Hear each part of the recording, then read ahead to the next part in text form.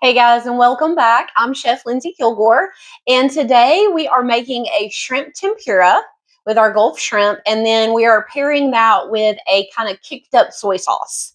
So I'm going to give you some basics of how to make this soy sauce, but then you can kind of make it your own, more spicy, less spicy, use different kinds of soy, all kinds of good stuff in there. So we're going to start with cilantro because I absolutely love cilantro. Some of you hate it, and that's okay. Leave it out. No problem. I'm so glad I'm not one of these people that it tastes like soap. I love the smell of it and the taste of it. All right, I'm gonna dunk this soy sauce. This is just regular soy sauce. I'm gonna dump that in there for my sauce first. Get that out of the way so I don't dump it over on my cutting board. And then I am going to just quickly chop this cilantro, this fresh cilantro. One more time. Can be just a rough chop, and then we're going to go in our soy sauce over here a little bit. All right, and this is raw turbinado sugar, so we are going to use raw turbinado sugar. We're not measuring here because we don't do that. So you taste it after you put this stuff in here. You tell, it needs more sugar, it needs more whatever. All right, this is gochujang. You can buy this anywhere. You do not have to go to an Asian market. This has become such a popular ingredient. They sell it at Walmart. This is obviously a very big tub of it. You don't have to buy this big a tub, but we use a lot of it. So that's what we're going with. All right, we're putting that in there. We're going to get that off with our whisk because it is a little sticky. Stick our whisk in there. Okay, and this is roasted sesame oil. So we're going to add a little bit of that. All right. Oh my gosh, this smells so good already. All right, you just want to whisk that up. Make sure you get that gochujang mixed in there really well. All right, and this is what we're going to use as our side sauce for our shrimp tempura. So that is all done now. We're going to set that to the side over here. Actually, I'm going to put it back here so I don't spill it. And we are going to make tempura batter. So this right here is, let me get this gochujang moved over here. All right, this we are going to use a low gluten flour. We're going to use cake flour. I like to use rice flour, but I didn't have any today, so we're going with cake flour. It's just a very light flour. We're not measuring this either, so stick with me here, okay? We're going to go half of the cake flour and half cornstarch. I'm going to try to get equal parts of that. A little bit more. Okay. And you want to use baking soda. That's what's going to give you the nice color to your batter.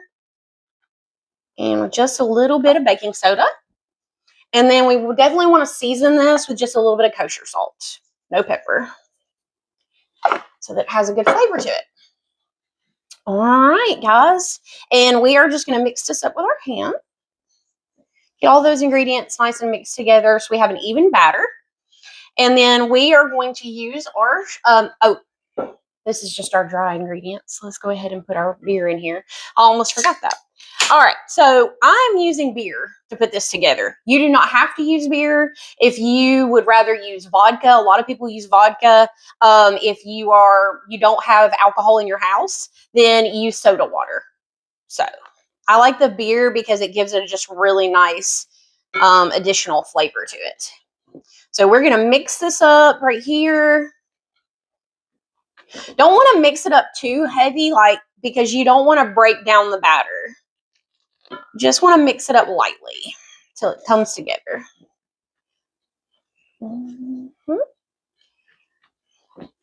See how that's bubbling?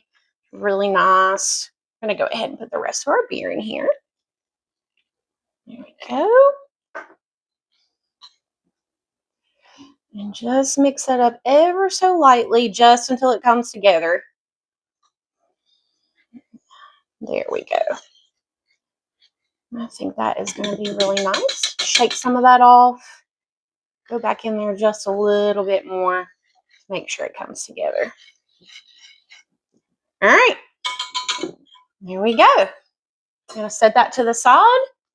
And I'm going to show you how to fix, let me get this flour off my hands here, how to prepare our shrimp for this. Now, you don't have to do this, but this little technique that I have learned is just going to give you more surface area for your tempura batter to stick to. This is a peeled and deveined 16-20 shrimp. That just means they're 16-20 to a pound. So they're a pretty big shrimp. So what I've done is just cut this in segments. I didn't cut it all the way through. I just cut it about a quarter through. And then I'm flipping it over. And I'm going to do the same thing here. Just cut just a little bit here. And then we are going to just come through and pop just those segments down just a little bit. You can kind of feel them and hear them popping in your fingers. And that is just going to stretch your shrimp out and flatten it out so that you have a lot more surface area for your tempura batter. And then we are going to go into our, this is just seasoned cake flour to adhere to. All right, we're going to shake off the excess and we're going to put it on our tray over here. All right. All right, we're going to do one more the same way with me so you guys can see that. We're going to do the underside first. Cut that just a little bit. And then do the other side here. And then use our fingers and kind of spread that out. You don't want to press down too hard because you will end up popping that shrimp into half. And you don't want that. All right, so like I said, just stretches that shrimp out and gives it a little more surface area. I'm going to coat it just lightly, just like we did the other one. We're going to shake off our excess. All right, and then we're going to put it on our tray. Now, we've already done that with several shrimp here, so we're ready because we love tempura shrimp. All right, guys, so we are ready to fry our shrimp. We've got it lightly battered in the cake flour. We're going straight into the tempura. Make sure it's well coated. All right, and then we're going straight into our little tabletop fryer here. We skewered these just because it's a little bit easier to place them in that fryer without you getting your hands too close to the hot oil. Plus, it looks pretty cool when you go to plate it. So we're going to do that with multiple shrimp. We can probably fit about 3 or 4 in here at a time.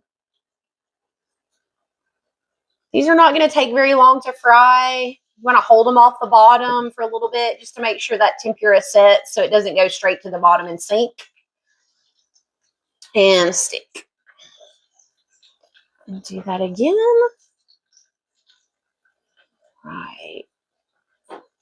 Absolutely beautiful coating here. Just spin it around a couple times and then let it go. All right, looking so good. Those are not going to take but just a minute or 2. And then we're going to have some absolutely beautiful shrimp. Look at that. Oh my gosh, that's gorgeous. All right, guys, that one's done.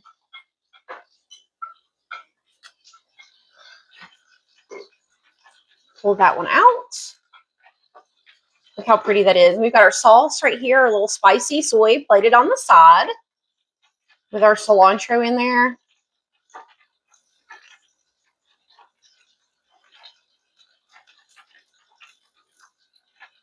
And we've got this at about 350. All right, golden perfection. There we go. And one more.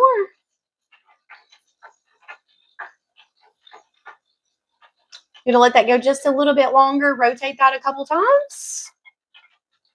And we are ready to go. Right out of that hot oil. Look how beautiful that batter fried up, that tempura batter. Just light and crispy. Beautiful shrimp on the inside. Really nice. And going to pair really beautifully with that soy, that spicy soy. We're going to garnish this just with a little bit of scallions just to make it look pretty on the plate. There we go. Very nice.